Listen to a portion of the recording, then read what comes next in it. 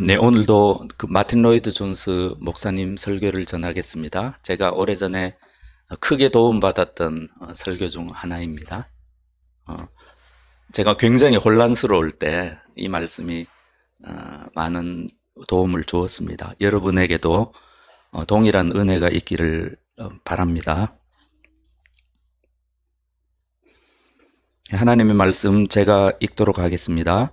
그런즉 자랑할 데가 어디냐? 있을 수가 없느니라. 무슨 법으로나 행으로냐? 아니라 오직 믿음의 법으로니라.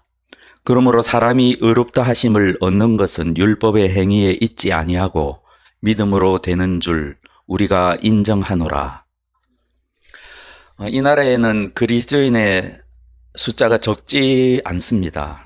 근데 저는 많은 그리스도인이 영적 침체에 빠져 있다고 생각합니다. 영적 침체를 영적 우울증이라고 불러도 좋습니다. 아무튼 저는 많은 그리스도인이 하나님의 자녀로서 누려야 할 마땅한 그 축복을 영적 침체 때문에 누리지 못하고 있다고 생각합니다. 영적 침체를 우리가 반드시 극복해야 되는 두 가지 이유가 있습니다. 첫째, 영적 침체는 그리스도인 개인에게 매우 불행하고 정말로 안타까운 일입니다.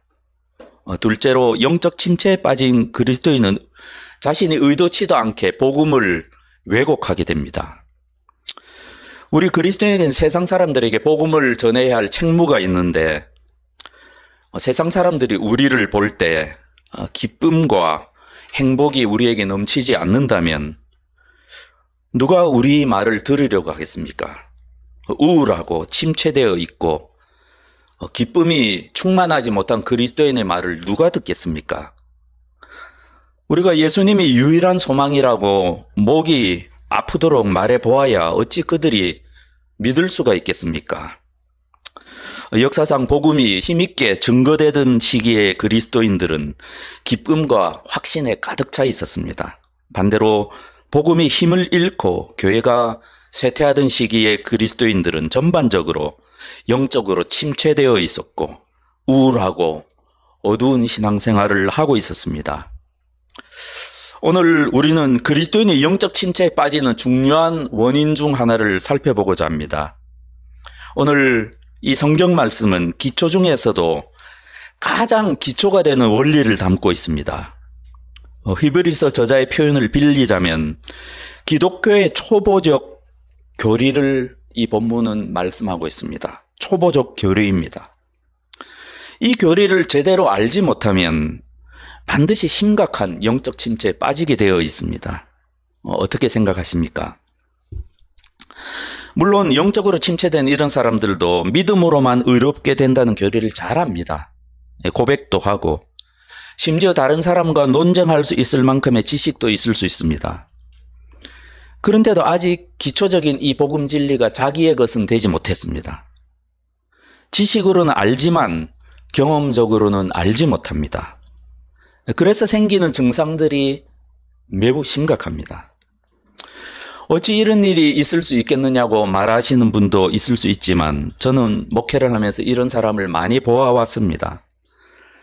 이런 사람들도 대부분 자기의 신앙생활에 뭔가 문제가 있다는 사실은 어렴풋하게 압니다. 활력과 기쁨에 찬 성도를 보고는 이런 생각을 합니다. 저 사람에게는 나에게 없는 뭔가 있을까? 내가 성령을 못 받아서 그럴까? 저 사람에게는 나에게 없는 뭔가 있는 것 같은데. 또 교회 역사에 찬란하게 빛나는 성도들이 있습니다. 그 성도들의 전기를 읽으면서 바로 자기와 그분의 심각한 차이를 인정합니다. 하지만 침체 상태에서 벗어나서 좀 더 나아지고자 하는 그런 것은 엄두를 내지 못합니다. 왜냐하면 이전에 많이 추구도 해보고 이것저것 시도를 해보았지만 계속 실패를 했기 때문입니다. 이런 사람들에게 참된 그리스도인의 삶이라는 것은 풀리지 않은 숙제와도 같습니다. 성경에도 있고 그리고 역사에도 있지만 자기는 이와는 다른 것입니다. 수련회도 참석해보고 신앙서적도 읽어보고 기도와 성경 묵상에 힘써보기도 했지만 자신의 영적 상태가 좀 나아지는 듯 했다가 다시 반복해서 제자리로 돌아갑니다. 이런 상태를 계속해서 반복하다 보면 이른바 영적 무기력증이 빠집니다. 아무것도 느낄 수가 없습니다. 이런 상태를 또 계속하다 보면 더 큰 실망을 하지 않기 위해서 뭔가 시도를 한다는 것 자체가 부담스러워집니다. 이런 사람들을 그리스도인이라고 할 수 있을까요? 저는 확신을 가지고 말합니다. 이런 사람들도 대부분 그리스도인입니다. 성령 충만한 그리스도인이 아닌 것은 확실합니다. 그런데도 주님께서 부르시고 택하시고 인도하고 계시는 하나님의 백성입니다. 제가 분석한 바 이런 사람들의 문제는 여러 가지가 있겠지만 가장 중요한 문제는 다른 데 있는 것이 아닙니다. 이 사람의 믿음의 가장 기본적인 기초와 토대 자체가 불안정한 것입니다. 예를 들어 보겠습니다. 요한 웨슬레가 언제 그리스도인이 되었습니까? 어떤 사람들은 1738년 모라비안 교도인 피터 벨러라는 사람과 존 웨슬리가 만난 후라고 생각합니다. 하지만 단언컨대 존 웨슬리는 그 이전에도 그리스도인이었습니다. 단지 피터 벨러의 도움으로 오늘 본문 말씀의 내용, 즉 믿음으로 의롭게 되는 진리를 진정으로 깨달았을 뿐입니다. 이전에도 존 웨슬리는 이 진리를 알고 설교도 했습니다. 조지아까지 넘어가서 인디언들에게도 복음을 죽을 때까지 전하고자 했습니다. 하지만 복음의 진리가 그때까지도 진정 존 웨슬리의 것이 아니었습니다. 지식으로는 완벽하게 알고 있었습니다. 하지만 경험적으로는 전혀 몰랐습니다. 한 사람의 그리스도인으로서 여러분 전기를 읽어보면 존 웨슬리보다 더 노력한 사람은 없다고 생각합니다. 존 웨슬리의 신앙생활의 모든 영역에서 최선을 다했던 사람입니다. 하지만 한 인간으로서, 그리스도인으로서 존 웨슬리는 전혀 행복하지 않았습니다. 오히려 매우 불행한 그리스도인이었다고 할 수 있습니다. 모든 면에서. 언제까지요? 존 웨슬리가 믿음으로 의롭게 되는 그 진리에 사로잡히기 전까지는. 그 진리가 존 웨슬리의 믿음의 진정한 토대가 되기 전까지는 존 웨슬리는 그리스도인이었지만 그리스도인임에도 불구하고 진정한 안식과 평화를 누리지 못했습니다. 어찌 이런 일이 있을 수 있겠습니까? 하지만 실제로 이런 일은 매우 흔합니다. 저는 이런 사람들이 교회 안에 아주 많이 있다 이렇게 주장하고 있습니다. 본인 스스로는 성경 진리를 잘 안다고 생각합니다. 하지만 믿음의 참된 토대에 대해서는 전혀 모릅니다. 그래서 그리스도인이긴 하지만 그리스도 안에서 누려야 할 참된 안식과 평화를 전혀 누리지 못하고 있습니다. 그리스도인을 마치 생명이 없는 좀비 같은 이런 존재로 만들어버리는 이런 것을 보면 이것은 마귀의 전략임이 분명합니다. 마귀는 지금도 사람들 가운데 역사합니다. 마귀는 우리로 하여금 그리스도인의 성장이니 그리스도인의 성화니 그리고 그리스도인의 목표니 이런 것에 대해서는 온갖 노력을 하도록 만듭니다. 온갖 방법론과 인간적인 노력에는 온 힘을 다하게 만듭니다. 그러면서 동시에 믿는 사람들의 눈을 가립니다. 그래서 정작 복음의 가장 기초적인 부분, 곧 율법이 아닌 믿음으로 의롭게 된다는 진리는 혼란스럽게 만들어버립니다. 이런 전략하에 그 전술은 굉장히 다양합니다. 어떤 때는 중생이나 믿음에 관한 교리를 왜곡합니다. 때로는 성부, 성자, 성령에 관한 교리를 왜곡시킵니다. 그리고 그리스도인의 마음에 있는 심각한 죄들을 고발합니다. 너는 이래서 그리스도인이 아니야. 이토록 믿음의 토대를 흔들려는 마귀의 전술 전략은 매우 교활하고 교묘하고 치명적입니다. 한마디로 말씀드렸지만 마귀의 전략은 이런 것입니다. 하나님께서 무한하게 낮춰 놓으신, 이 세상에 누구라도 들어올 수 있게 만들어 놓으신 그 문턱을 스스로 높이게 만드는 것입니다. 하나님이 높이시는 것도 아니고 마귀가 높이는 것도 아닙니다. 그리스도인이 자기 스스로 그 문턱을 높이는 것입니다. 그래서 그 높아진 문턱에 걸려 넘어지도록 마귀는 책략했습니다. 마귀는 신앙의 다른 부분에 대해서는 가능하면 문턱을 낮추려고, 목표를 낮추려고 노력합니다. 하지만 정작 복음의 기초가 되는 참된 토대는 그 문턱을 계속해서 높이려고 애를 씁니다. 다른 부분에 대해서는 대충 살라고 합니다. 대충 살아도 된다고 합니다.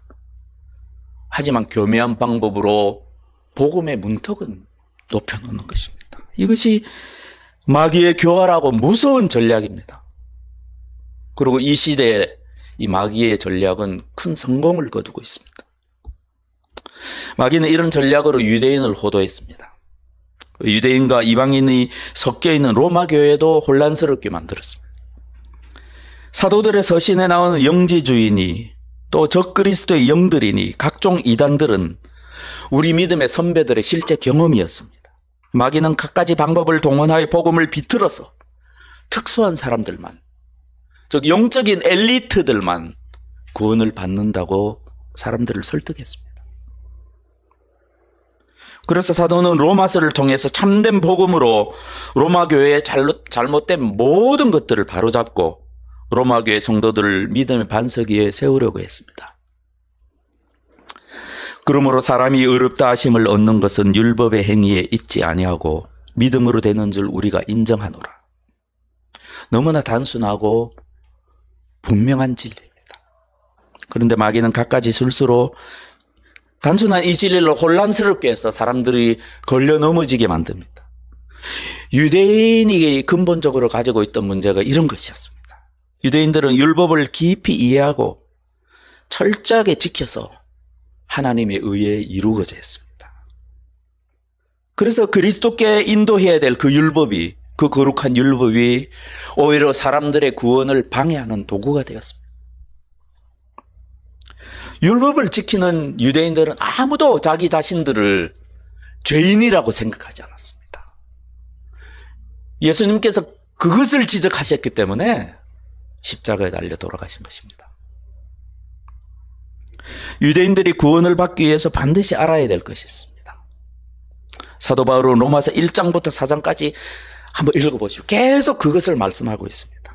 무엇입니까? 즉 율법을 철저하게 지키는 유대인도 이방인과 전혀 다름없는 흉악한 죄인이라는 것입니다. 하나님에 대해서, 하나님을 사랑하고 그토록 하나님에 대해서 열심인 그 유대인들도 이방인과 전혀 상관이 없다는 것입니다. 유대인이 이방인처럼 구원을 받기 위해서는 반드시 이 진리를 알아야만 했습니다. 로마서를 읽던 유대인들이 즉시 반발하지 않았겠습니까? 그들에게 너무 충격적인 일이었습니다. 그래서 사도 바울은 어떻게 하냐 하면 로마서 1장부터 4장까지 가상의 유대인을 내세웁니다. 반발하는 유대인. 그리고 질문하게 만들고 거기에 대해서 사도 바울은 답합니다. 이 로마서에 나오는 가상의 유대인이 말합니다. 당신은 지금 우리에게 기쁜 소식을 들려준다고 하는데요, 지금 우리를 비참하고 불행하게 만들고 있습니다. 지금도 제가 죄에 대해서 설교할 때마다 이 회중석에서는 이런 유대인의 반발이 튀어나옵니다. 사도 바울이 여기에 대해서 뭐라고 대답합니까? 여러분을 불행하게 만들려고 한다고요? 예, 맞습니다. 저는 여러분이 불행하게 되기를 바랍니다. 죄를 깨닫게 되기를 바랍니다. 여러분이 지옥에 갈 죄인임을 알기를 바랍니다. 그것이 로마서 1장부터 4장까지의 내용. 사랑하는 형제자매 여러분, 누구나요, 구원을 받으려면 이 복음의 논리를 따라가야 됩니다. 이 찬송가 가사처럼 어두운 후에야 빛이 옵니다. 아무라도 깊이 절망하지 않았던 그리스도인은 절대로 주님 안에서 빛을 누릴 수가 없습니다. 아기 예수님을 품에 안았던 선지자 시몬의 예언을 계속 말씀드립니다. 아기 예수님을 품에 안았던 선지자 시몬은 이렇게 예언했습니다. 먼저 넘어뜨림을 당하여야 세우심을 받을 수가 있습니다. 철저하게 절망하는 것은요, 우리 구원의 여정에서 필연적으로 겪어야 될 필수 과정입니다. 여러분이 아시는 송요한도, 존 웨슬리도, 마르틴 루터도 그랬습니다. 전기를 읽어보십시오. 그분들의 전기를 읽어보면 그분들도 그리스도인으로서 살아가던 도중에 자기가 죄인임을 진정으로 깨닫고 철저하게 절망하고 난 후에야 하나님께서 허락하시는 그리스도 안에 있는 새로운 의를 향해 달려나갈 수 있었습니다. 그리고 새로운 사람으로 하나님 앞에서 다시 일어날 수가 있었습니다. 신앙생활을 하던, 열심히 하던 한 자매가 생각납니다. 자매가 다니던 교회에서 좀 주변에 새로 믿게 된 사람들이 많이 생겼습니다. 특별히 타락한 사람들 가운데 정말 구원의 기쁨이 넘치는 그러한 변화된 새 삶의 증거들이 그 자매가 다니던 교회 주변에 있었습니다. 그 자매가 저에게 했던 말을 지금도 또렷하게 기억합니다. 뭐라고 그랬겠습니까? 목사님, 제가 차라리 믿지 않는 가정에서 태어났다면 좋았을 뻔했습니다. 지금이라도 타락하여 저분들과 같은 큰 기쁨을 누리고 싶습니다. 하지만 타락하고 싶어도 그럴 수가 없네요. 사랑하는 형제자매, 이 자매님의 문제점을 아시겠습니까? 제가 뭐라고 그 자매님께 말해 주었겠습니까? 여러분 같으면 뭐라고 그 자매를 조언해 주시겠습니까? 그 자매에게 분명한 사실이 한 가지 있습니다. 그 자매는 그리스도인에서 살아오는 도중에 단 한 번도 자기가 실제로 죽어서 지옥 갈 죄인임을 느끼지 못했습니다. 죄인된 자기 모습을 보고 거룩하신 하나님 앞에서 두려움에 벌벌 떨어본 경험이 한 번도 없습니다.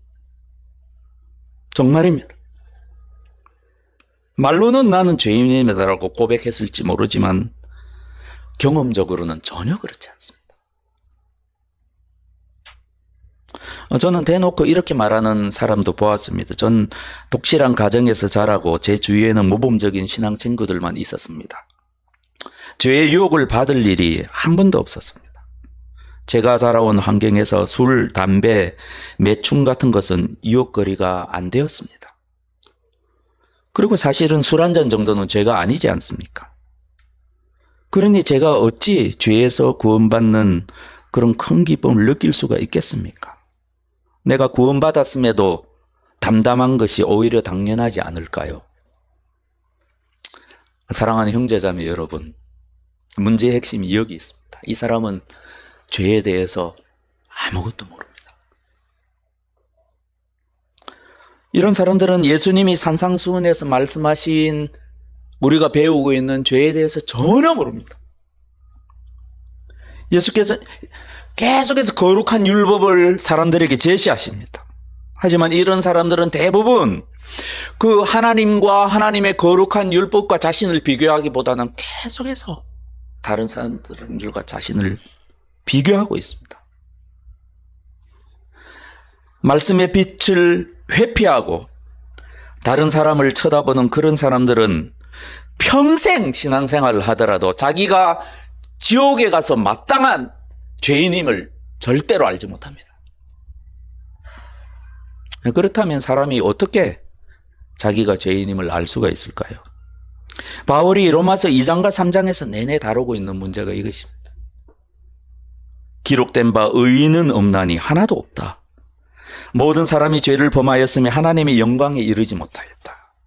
여기서 모든 사람이 누구겠습니까? 종교적으로 열심인 유대인도 포함됩니다. 예수님은 유대인도 이방인과 똑같은 죄인이라고 하셨기 때문에 죽임을 당하셨습니다. 복음은 더럽고 방탕한 죄를 물 먹듯이 먹는 사람도 죄인이라고 선언합니다. 동시에 하나님 앞에서 이를 악물고 경건하게 살고자 하는 사람도 하나님 앞에서는 똑같은 죄인이라고 선언합니다. 이것을 머리로는 이해할 수 있어도 정말 진정으로 깨닫기가 얼마나 어려운지 모릅니다. 정말로 말 그대로 하나님의 은혜 없이는 이것을 깨달을 수가 있을까요? 우리는 죄에 대해서 무시무시한 편견을 가지고 있습니다. 죄를 몇 가지 행동에 국한해 놓고 우리는 그런 행동을 하지 않았으니까 그래도 좀 나은 인간이라고 계속 생각합니다. 이런 생각을 뿌리칠 수가 없습니다. 하지만 남과 비교해서는 자기가 죄인임을 절대로 알 수가 없습니다. 마틴 루터도 송요한도 존 웨슬리도 입술로는 죄인이라고 계속 고백했습니다. 하지만 하나님의 은혜가 임하기 전까지 자기가 죽을 죄인임을 정말로 깨닫지는 못했습니다. 존 웨슬리가 자기가 죄인임을 언제 깨달았습니까? 진짜 죽게 되어서야 깨달았습니다. 저는 어떤 면에서는 누구나 다 마찬가지라고 생각합니다. 누구나 다 마찬가지입니다.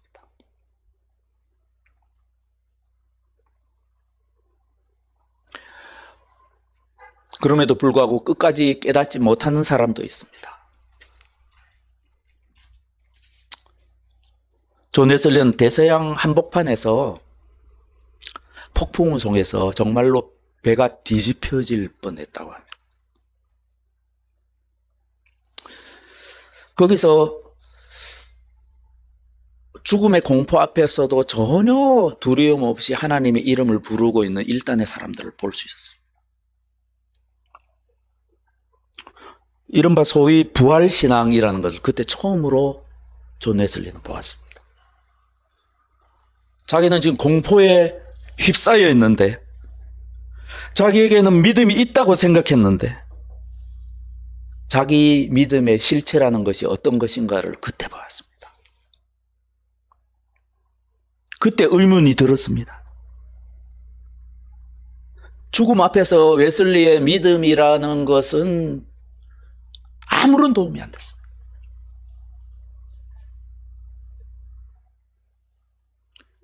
하지만 모라비안 교대의 믿음은 자신의 믿음과 달랐습니다. 그들의 믿음은 말 그대로 죽음을 이기는 믿음이었습니다.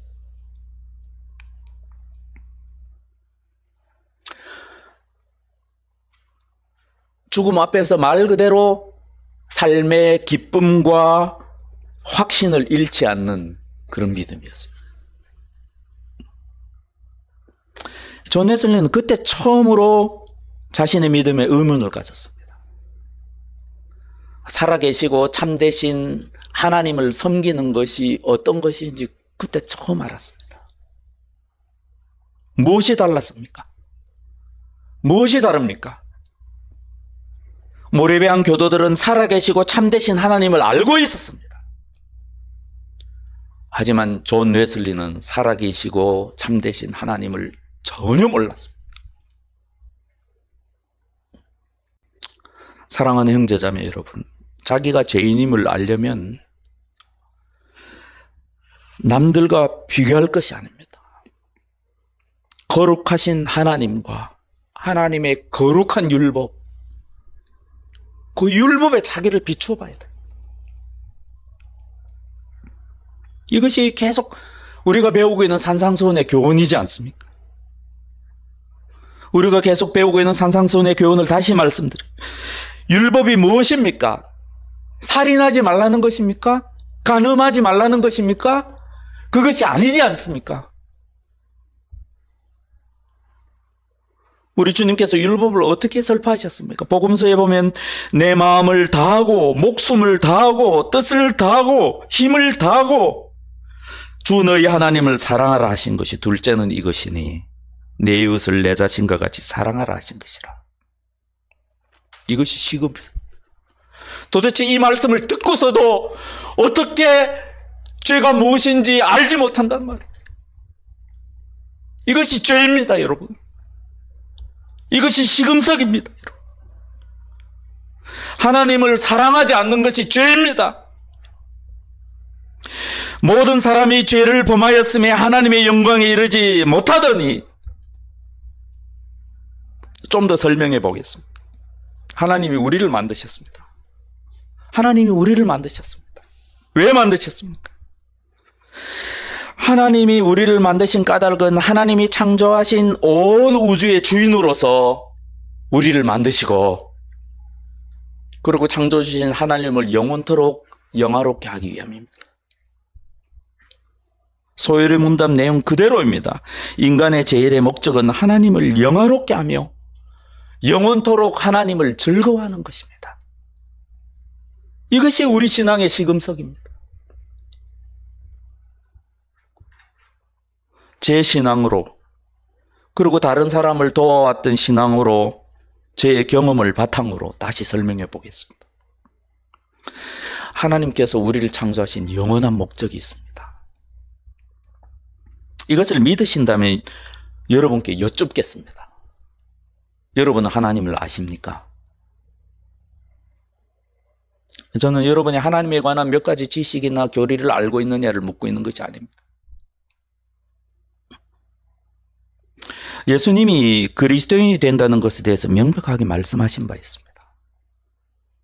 영생은 곧 한 분이신 참 하나님을 알고 또 아버지께서 보내신 예수 그리스도를 아는 것이다. 예, 그리스도인이 된다는 것은 하나님을 아는 것입니다. 또한 하나님이 보내신 예수 그리스도를 아는 것입니다. 이것이 시금석입니다. 히브리어에서 안다는 것은 하나됨을 뜻합니다. 깊은 교감을 뜻합니다. 남녀가 몸을 섞을 때 하는 표현입니다. 안다. 이것이 시금석입니다. 이 시금석을 여러분에게 적용해 보라는 말씀입니다.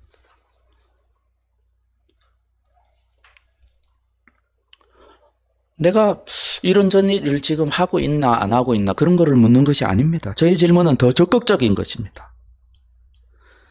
하나님은 여러분에게 어떤 존재입니까? 살아계시고 참되신 실제적인 여러분의 사랑의 대상입니까? 그걸 물어보고 있는 것입니다. 하나님에 관한 사실이나 예수님에 관한 사실들이 아닙니다. 하나님을 즐거워하는가? 하나님을 뵙기를 기뻐하는가? 하나님을 사랑하는가? 살아계시고 참되신 하나님을 섬기는가? 하나님은 당신에게 두렵기도 하고 매우 사랑스러운 존재인가? 그것을 묻는 것입니다. 여러분이 그리스도인이기 때문에 마땅히 이 질문에 환한 얼굴로 예, 그렇습니다. 그럼요. 아멘. 정말 그렇습니다. 이렇게 답해야만 마땅합니다.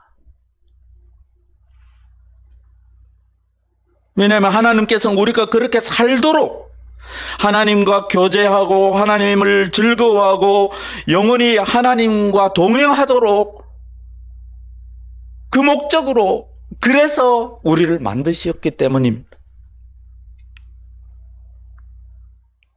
저와 여러분은 이렇게 살아가야 될 존재입니다. 그렇게 살지 않는 것이 죄입니다, 여러분. 이것이 시금석입니다. 물론 율법이 금하는 특정한 죄를 지으면 그 죄책은 훨씬 더 무겁습니다. 그것은 사실입니다. 하지만 설사 그런 죄를 짓지 않는다고 해도 자기 삶에 만족하고, 그리고 계속해서 남과 비교하고 자기를 남보다 낮게 여기려고 노력하는 것이야말로 정말로 하나님이 혐오하시는 그런 죄입니다. 이 성전에서 세리와 같지 않음을 감사하던 바리새인이 바로 그런 죄를 짓고 있었습니다. 저는 한 번도 제가 지옥 갈 것을 생각해 본 적이 없어요 라고 말하는 사람보다 실제로 더 흉악한 죄를 짓고 있는 사람은 없습니다. 왜 이런 사람이 죄인입니까? 이런 사람들은 하나님이 말씀하고 있는 진리를 모른다는 면에서 죄인입니다. 그리고 자기 자신에 대해서도 전혀 모르고 있다는 사실에 대해서도 죄인입니다. 자기 객관화가 전혀 안 됐다는 점에 있어서는 더욱 흉악한 죄인입니다. 남들도 그 사람을 아는데 그 사람은 자기를 모르고 있습니다. 하나님이 그 사람을 보시기에 어떻게 보고 계시겠습니까? 로마서가 이런 사람들의 죄에 대해서 유대인들을 대상으로 계속해서 말하고 있습니다. 기록된 바 의인은 없나니 하나도 없습니다. 무릇 율법이 말하는 바는 율법 아래에 있는 자들에게 말하는 것이니 이는 모든 입을 막고 온 세상으로 하나님의 심판 아래 있게 하려 함이라. 하나님 앞에서 자신의 죄인됨을 모르는 인간은 그리스도 안에 있는 기쁨을 절대로 누릴 수가 없습니다. 정말입니다. 아예 불가능합니다. 알고 경험할 방법이 없습니다. 왜냐하면 예수님은 의인이 아니라 죄인을 구하러 오셨기 때문에. 건강한 자에게는 의사가 쓸데없고 병든 자에게라 쓸데있다 이렇게 말씀하셨기 때문입니다. 예수님은 죄인에게만 자신을 친히 보이시고 구원하십니다. 이것이 복음의 제1원리입니다. 이것이 복음의 참된 토대입니다. 이것을 말하지 않는 복음은 거짓 복음입니다. 이 원리는 필연적으로 우리를 복음의 두 번째 원리로 이끕니다. 참된 그리스도인이 두 번째로 알아야 될 진리는 그리스도 안에 유일한 길이 있다는 진리입니다. 그분만이 정말 소망입니다. 그분만이 정말로 길이요 진리요 생명입니다. 바울이 로마 교회 성도들에게 계속 말하는 요지가 이것입니다. 그리스도 안에 길이 있다. 그리스도만 유일한 길이다. 이 의는 율법으로 말미암는 것이 아니라 하나님으로부터 말미암느니 곧 너희의 구원 방법은 예수 그리스도의 의, 너희의 의가 아니라 예수님의 의이다. 이러한 복음의 말씀들은 우리에게 예수님에 대한 완전한 관점의 변화를 요구합니다. 무슨 말씀입니까? 여러분은 예수님이 어떤 분이라고 생각하고 왜 세상에 오셨다고 생각합니까? 하나님이 예수님을 통해서 하신 일이 무엇입니까? 예수님은 단순히 인류의 위대한 스승입니까? 이런 어리석은 생각을 하느라고 시간을 낭비할 생각이 저에게는 전혀 없습니다. 단순하게 말씀드립니다. 예수 그리스도만이 우리의 의입니다. 예수 그리스도만이 우리의 유일한 소망입니다. 예수님 외에는 답이 없습니다. 성령께서도 오직 예수님만 가리키고 있습니다.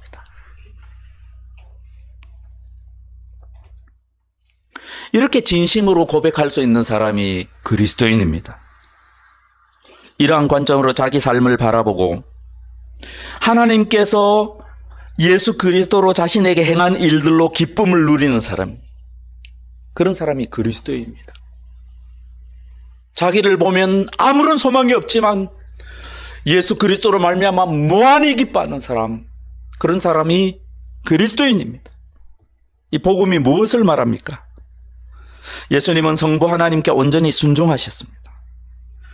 예수님은 하나님이심에도 육신을 입고 인간의 본성을 취하시고 온전한 충성과 순종을 성부 하나님께 바치셨습니다.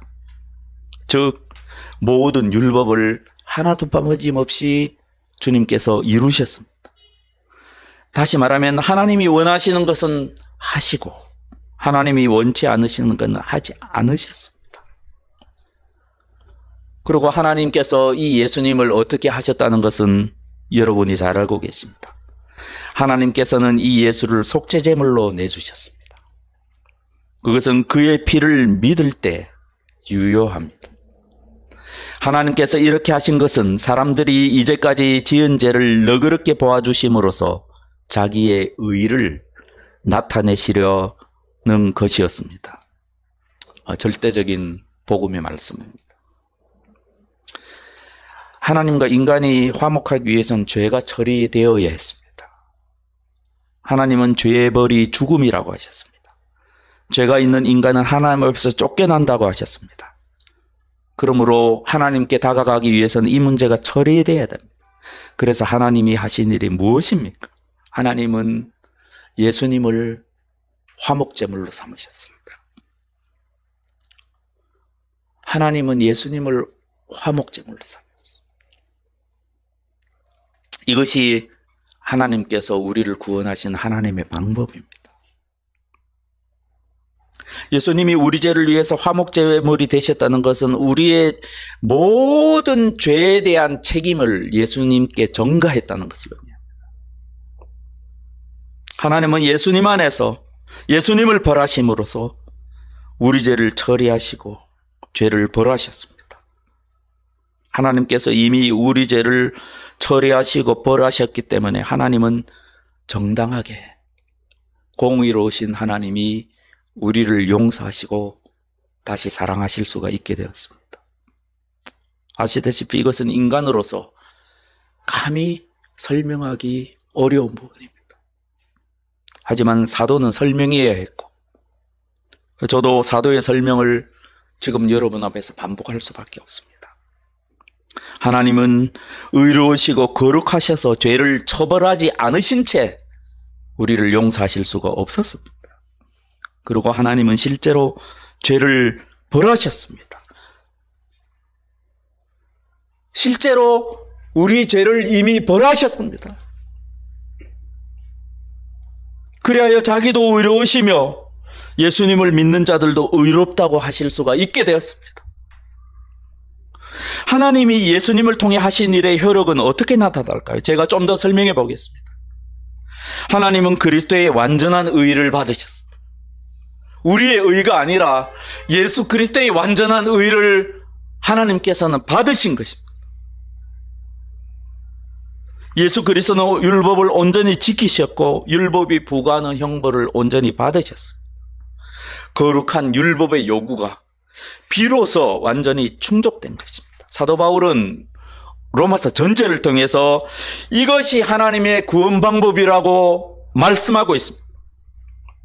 예수 그리스도께서 이루신 의를 믿는 자에게 주시는 것입니다. 자신의 죄인됨을 깨닫고 하나님께 나아가 하나님의 의를 구하는 자에게 하나님께서는 당신의 친아들의 의를 주시는 것입니다.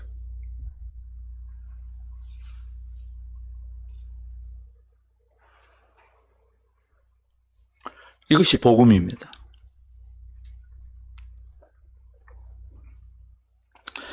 그러므로 우리는 결국 이런 결론을 내게 됩니다. 우리는 앞으로 주 예수 그리스도 외에는 어떤 것도 의지해서는 안 됩니다. 저는 사도 바울의 표현이 마음에 듭니다. 사도가 말합니다. 그런즉 자랑할 데가 어디냐? 있을 수가 없느니라. 무슨 법으로냐? 행위로냐? 아니라 믿음의 법으로니라. 이제 말씀의 결론에 이르렀습니다. 아주 현실적인 차원에서 여러분의 신앙을 점검할 수 있는 방법을 한 가지 알려드리겠습니다. 사람은 말로 자기를 드러내게 되어 있습니다. 여러분의 의로움은 말로 하나님 앞에 드러나게 되어 있습니다. 주님께서도 마태복음 12장 37절에 사람이 말로 의롭다 하심을 받는다라고 말씀하셨습니다. 정말로 그렇습니다. 저는 종종 상담 중에 이런 일들을 겪게 됩니다. 영적 침체에 빠진 사람들의 문제죠. 그때마다 믿음으로 의롭다 하심을 얻는 길을 자세하게 알려줍니다. 복음을 자세하게 알려줍니다. 그 사람의 믿음의 토대가 되어야 될 그 성경 진리를 자세하게 말해줍니다. 어떻게 우리가 하나님과 화목하게 될 수 있는지, 우리가 어떻게 하나님의 용서를 받고 하나님 앞에서 의로운 존재로 거듭날 수 있는지를 말해줍니다. 자세하게. 설명을 마치면 저는 반드시 묻습니다. 왜냐하면 그 사람의 말로 설명한 것들을 듣기를 원하기 때문에. 이제 이해하시겠습니까? 이제 믿게 되셨나요? 이제 확실히 아시겠습니까? 이제 문제가 해결되셨나요? 상대방이 그렇다고 하면 저는 말합니다. 이제 당신은 예수님을 주님이라고 고백하고 그분을 섬길 수 있는 준비가 되셨군요. 이제 그 사람이 주저주저합니다. 쭈삣쭈삣. 무슨 문제가 있는지 왜 망설이십니까? 그럴 때 사람들이 주로 하는 말이 이것입니다. 아무래도 아직 저는 좀 자격이 준비가 덜 된 것 같아요. 저는 그 순간 복음에 관한 저의 모든 설명이 수포로 돌아갔다는 사실을 알게 됩니다. 답답한 이 사람은 아직까지도 자기 자신을 기준으로 삼고 있습니다. 자기 자신을 보니 아직 그리스도를 주님으로 고백하고 그분을 따를 자격이 없다는 것입니다. 그리스도인이 되려면 일정한 자격을 갖추어야 된다는 것입니다. 구원을 받으려면, 영생을 얻으려면, 하나님 안에서 축복을 누리려면 어느 정도는 그래도 자격을 갖춰야 되지 않을까? 이것이 겸손입니까? 전혀 그렇지 않습니다. 여러분과 저는 절대로 자격을 갖출 수가 없습니다. 저와 여러분, 이 세상에 그 누구도 자격을 갖출 수가 없습니다. 하나님의 말씀은 무엇이라고 하십니까? 너희가 아니라 오직 그리스도만 자격이 있다는 것입니다. 너희가 아니라 오직 그리스도만 그 자격이 있다는 것입니다. 그리고 또 뭐라고 말씀하십니까? 너는 너를 의지하지 않고 오직 예수 그리스도만 의지해야 된다. 이렇게 말씀하시는 것입니다. 이것이 복음 메시지입니다. 계속 자신을 바라보면서 스스로 구원의 문턱을 높이면서 아직 나는 구원을 받지 못해서 아직 나는 죄인이야 라고 생각하는 것은 하나님과 하나님 말씀을 부인하는 것입니다. 스스로 구원의 문턱을 높이지 마십시오.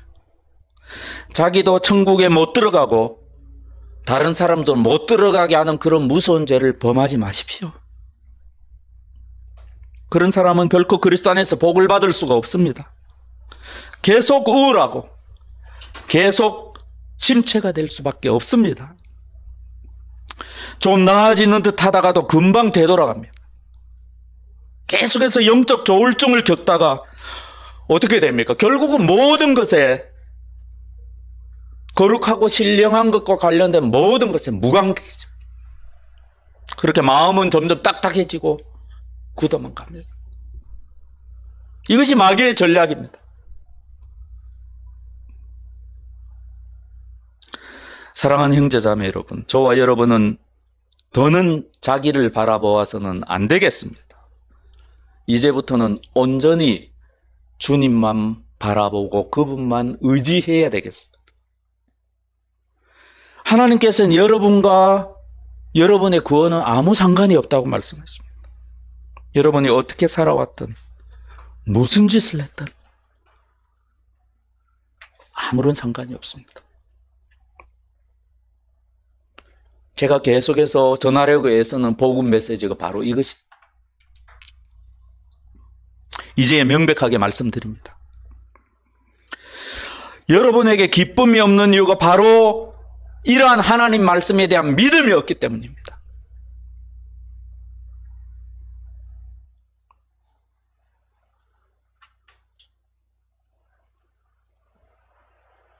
오직 소망은 주 예수 그리스도께만 있습니다. 이것을 믿으시기 바랍니다. 이제는 영적 침체에서 벗어나고 싶으십니까? 이제는 영적 우울증이 지긋지긋하십니까? 그렇다면 여러분의 과거의 안녕을 구하십시오.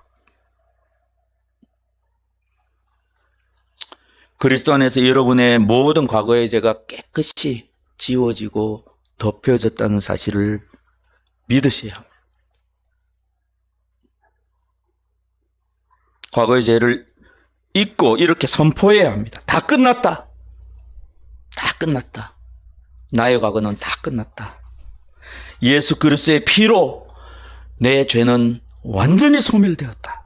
이것이 첫걸음입니다. 이것이 믿음의 첫걸음입니다.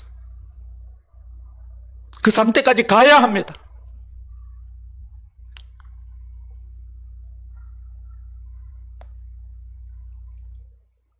그래야만 슬픔이 물러가고 기쁨이 올 수가 있습니다. 그래야만 거룩하신 성령께서 순결한 여러분의 마음에 거하셔서 여러분에게 온갖 하늘의 축복을 베풀어 주시기 시작하십니다.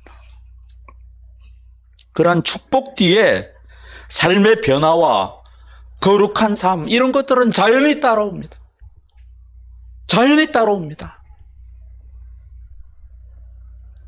사랑하는 여러분, 믿음이 먼저입니다. 그래야만 여러분이 그토록 기대하는 참된 행복과 기쁨의 문이 열립니다. 여러분에게 필요한 것은 성경 공부를 더 열심히 해봐야 되겠다, 기도를 더 열심히 해봐야 되겠다, 금식을 해봐야 되겠다거나 좀 더 나에게 노력해야 될 그 무엇이 있지 않을까, 그런 것들을 생각하는 것이 아닙니다. 여러분에게 필요한 것은 복음에 대한, 하나님 말씀에 대한 믿음입니다. 믿음으로 구원을 받는 저와 여러분이 되기를 기원합니다. 오늘 말씀을 기억하시기 바랍니다. 그러므로 사람이 의롭다 하심을 얻는 것은 율법의 행위에 있지 아니하고 믿음으로 되는 줄 우리가 인정하노라. 아멘.